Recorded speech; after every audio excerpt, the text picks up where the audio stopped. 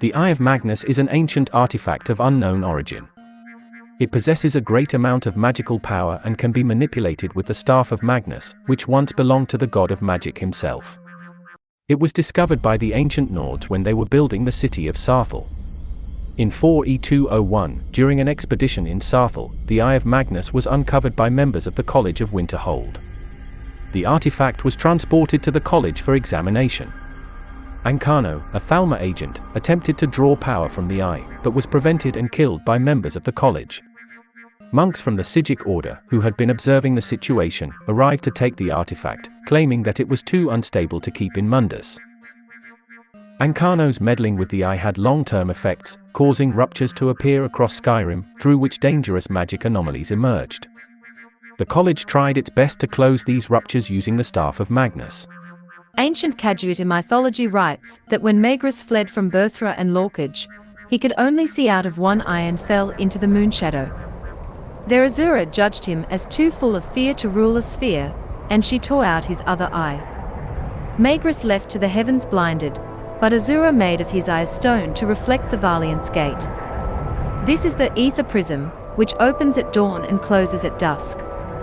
Some sorcerers hold that Magrus left the eye willingly, as an offering to Azura and her children, and these mages still utter prayers to his name.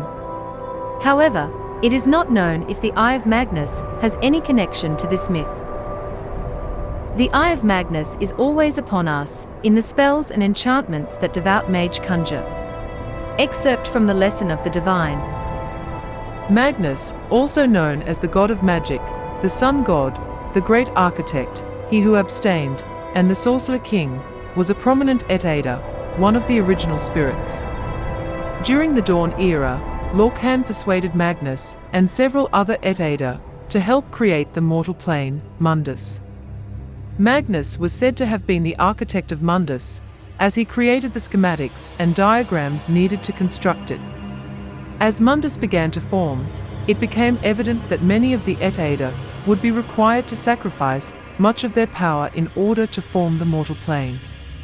As their aspects began to die off, many of the Et'Ada vanished completely.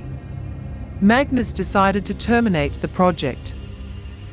He fled to Aetherius in the last of Mundus' birth pains, and his departure tore a hole which became Nirn's son, itself known as Magnus. The Et'Ada who chose to stay became the Elnathae.